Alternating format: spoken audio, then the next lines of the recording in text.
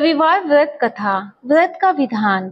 आश्विन मास के शुक्ल पक्ष में सूर्य नारायण का व्रत प्रारंभ होता है। शुक्ल पक्ष में जिस दिन पहला रविवार पड़े उसी दिन से व्रत प्रारंभ करना चाहिए। व्रत कर्ता को दिन भर निराहार रहकर सायंकाल सूर्यास्त होने से पूर्व सूर्य देव की पूजा करनी चाहिए।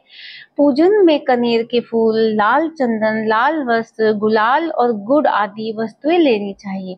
घर के आंगन में गाय के गोबर से लीपकर वहां ताम्र निर्मित भगवान विष्णु की प्रतिमा या फोटो स्थापित कर पूजन करें। पूजन के अंत में घी मिले हुए गुड़ से हवन करना चाहिए। व्रत के दिन नमक, खटाई, तेल आदि का प्रयोग नहीं करना चाहिए। इस प्रकार निरंतर 5 वर्षों तक व्रत रहकर सूर्य की पूजा करनी चाहिए।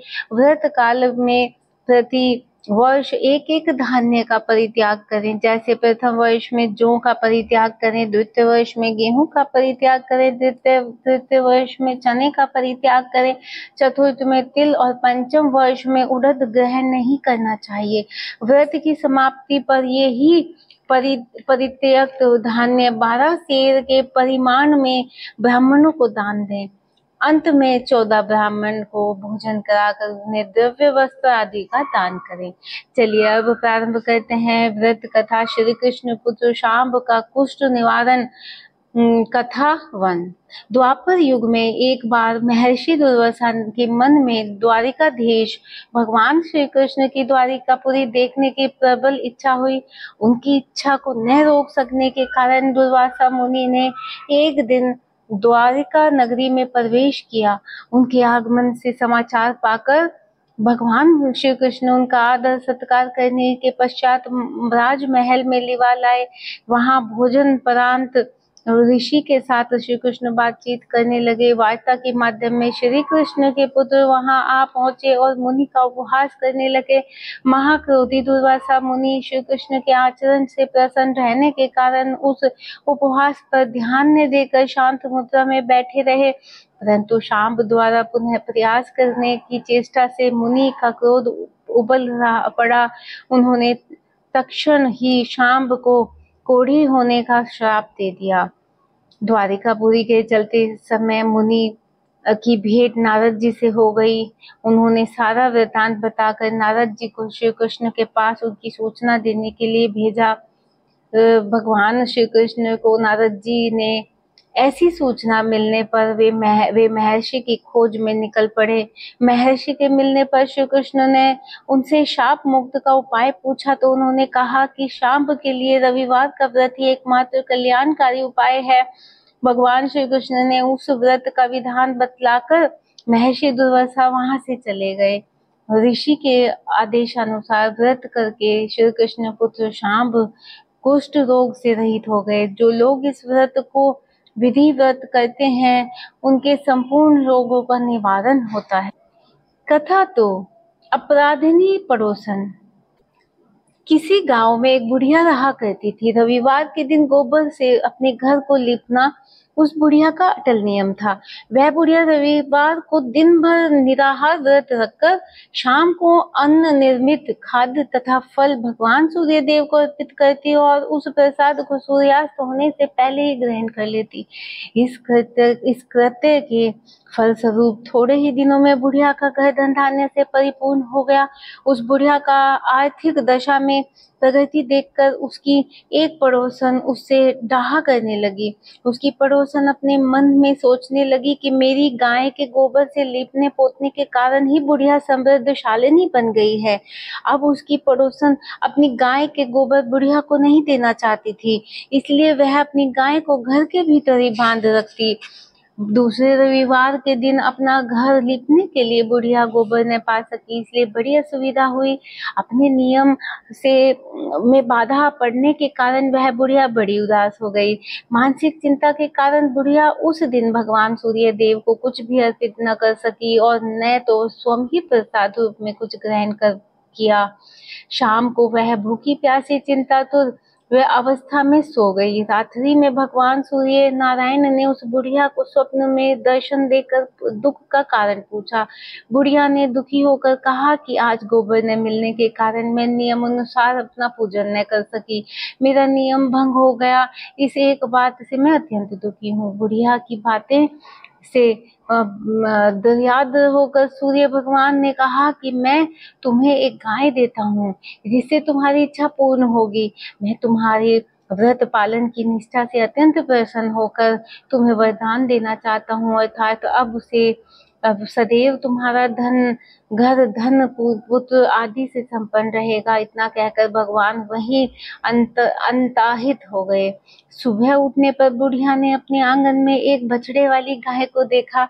रात्रि में देखे हुए स्वप्न की बात बुढ़िया को याद आने लगी। बुढ़िया ने गाय को घर से बाहर बांधकर उसके चारे की व्यवस्था की। बुढ़िया के दरवाजे पर बंधी हुई गाय को देखकर उसी ईर्ष्यालु पड़ोसन के आश्चर्य का परावार न रहा। उस गाय के स्वर्णमय गोबर से परित्याग से उसकी पड़ोसन विस्मित हो गई।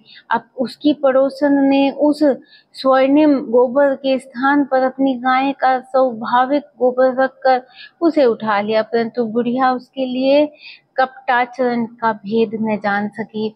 बुढ़िया की इस अज्ञानता पर भगवान सूर्यदेव ने विचार किया कि मेरी गाय से इस बुढ़िया का उपकार नहीं हो रहा, इसलिए भगवान ने अपनी माया से भयंकर झंझावात उत्पन्न कर दिया, जिसके फलस्वरूप बड़े बड़े विशाल वृक्ष भी टूटकर भूमि पर गिरने लगे। इस विनाशकारी दृश्य को देखकर बुढ़िया ने अपने गाय को घर के भीतर बांध दिया।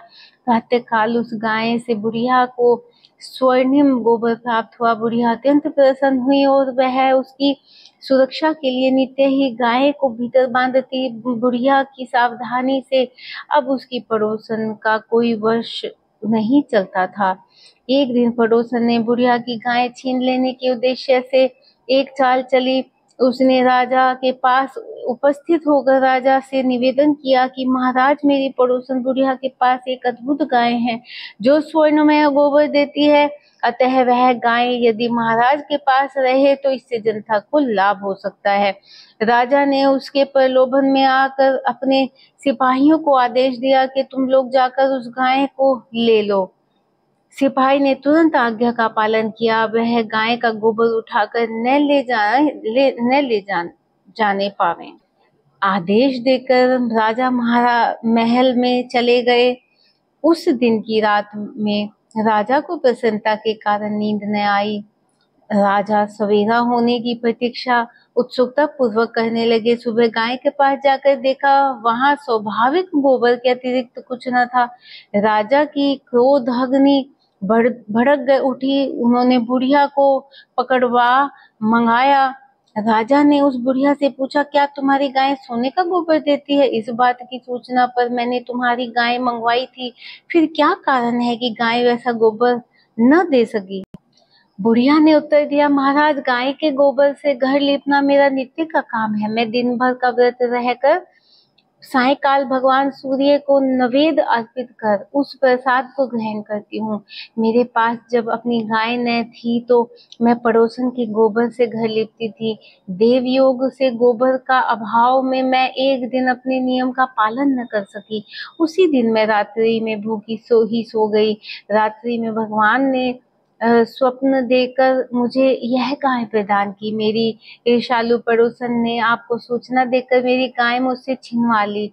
गाय के संबंध में बस मैं इतना ही जानती हूँ। बुढ़िया की बातों से संतुष्ट होकर राजा ने कहा, बूढ़ी माँ, मुझे क्षमा करो, मैं अज्ञानतावश तुम्हारी गाय मंगवा ली है। अब मैं तुम्हारी गाय तुम्हारे घर भेज देता हूँ। इस कार्य के निर्मित तुम्हारी पड़ोसन अपराधिनी है और उसे इसका दंड मिलना चाहिए। अपनी गाय वापस पाकर बुढ़िया प्रसन्न होकर अपने घर चली गई। उसके बाद राजा ने उसकी अपराधीन पड़ोसन को बुलाकर उसे उचित दंड दिया। उस दिन राजा ने अपने नगर में घोषणा करवा दी कि रविवार के दिन सभी नगरवासी दिन भर में व्रत रहकर सूर्यदेव का पूजन करें। राजा स्वयं भी रविवार के व्रत का नियम का पालन करने लगा। व्रत के प्रभाव से राजा दुर्गुज्य करते करता हुए अपने राज्य का विस्तार करने लगा। व्रत करने वाले पर सूर्य भगवान प्रसन्न होकर उसी धन धान्य से समृद्ध और संपूर्ण रोगों से मुक्त कर देते हैं। इस व्रत के प्रभाव से अंधे और कुष्ठी मनुष्यों को विशेष लाभ होता है। चलिए अब पढ़ते हैं कथा 3, सूर्य नारायण के व्रत से संतान प्राप्ति। द्वापर युग की बात है। भगवान श्री कृष्ण एक बार अपनी बुआ कुंती के आश्रम काम्यवन में पहुंचे। उस समय पांडव लोग अज्ञातवास कर रहे थे। भगवान कृष्ण ने कहा, बुआ जी, मैं तुम्हें वनवासी वेश में देखकर दुखी हो जाता हूँ। मुझे सदैव इस बात की चिंता लगी रहती है कि पता नहीं कब दुष्ट दुर्योधन का प्रहार तुम्हारे ऊपर हो जाए। अतएव इस विपत्ति से छुटकारा पाने के लिए तुम भगवान सूर्य नारायण की आराधना करो। सूर्य भगवान ही सभी जीवों के नियंता और प्राण हैं। उनके तेज से ही जीवों का उद्धार होता है। भगवान कृष्ण ने बतलाया कि एक बार शंकर जी ने से पार्वती ने कुछ पूछा, उसे मैं तुम्हें बतला रहा हूँ। शिव जी ने पार्वती से कहा, यदि तुम इस बात की जानकारी प्राप्त करना चाहती हो तो मथुरापुरी में जाओ। वहाँ सूर्य पुत्री यमुना जी की धारा प्रवाहित होती है। यमुना के तट पर ऋषि महर्षि मुनि आदि निरंतर तपस्यारत रहते हैं। भगवान रुद्र की आज्ञा से पार्वती जी कालिंदी यमुना तट पर चल पड़ी। कुछ ही दूर जाने पर उन्हें रास्ते में रोती बिलखती एक स्त्री दिख पड़ी।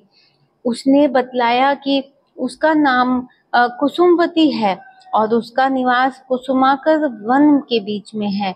संतानहीनता के कारण उसके पति वसंत ने उसे त्याग दिया है और इस प्रकार वह निराश्रिता हो गई है। पार्वती जी इस स्त्री के साथ ले आगे चली कि उन्हें रोती हुई एक दूसरी स्त्री मिली। उसने बतलाया कि मेरा नाम गंगा है। मेरे पति महाराज शांतनु ने पुत्रों के जीवित न रहने के कारण मुझे अपमानित किया, जिससे मैं दुखी होकर घर चली आई हूँ। इसी प्रकार थोड़ी दूर जाने पर मधुवन में माधवी नाम की एक स्त्री और मिली, जो पति के वैभव का नाश होने के कारण घर से निकाल दी गई थी। उसके अनंतर आगे जाने पर कुमुदवन में कुमुदा नाम की स्त्री से भेंट हुई, जिसके पति को राजा ने बंदी बना लिया था और वह व्याकुल होकर विलाप कर रही थी। उन सभी स्त्रियों को साथ लेकर पार्वती जी यमुना तट पर जा पहुंची। उस तट पर पूजनोत्सव देखकर पार्वती ने ऋषि पत्नियों से पूछा कि यह किस देवता की आराधना हो रही है, इस पूजन का विधान और फल क्या है। उनकी बात सुनकर एक ऋषि पत्नी ने कहा कि वह जगत पिता सूर्य नारायण का व्रत है और सभी मनोरथों को पूर्ण करने वाला है। इस व्रत को करके प्रत्येक नर नारी अभीष्ट सिद्धि प्राप्त होती है। तुम्हारी भी यदि कोई वांछा हो तो इस व्रत को करके प्राप्त करो।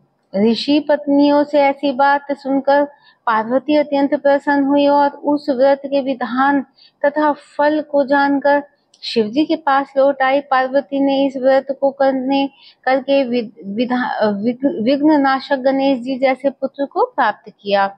अब पढ़ते हैं व्रत महात्म। सूर्य व्रत विधान पूर्वक करने से मनुष्य को अभीष्ट की प्राप्ति होती है।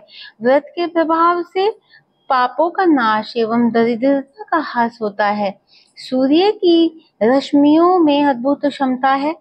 इस वैज्ञानिक युग में कैंसर आदि दुस्साध्य रोगों से छुटकारा पाने के लिए सूर्य की किरणों का सहारा लिया जाता है।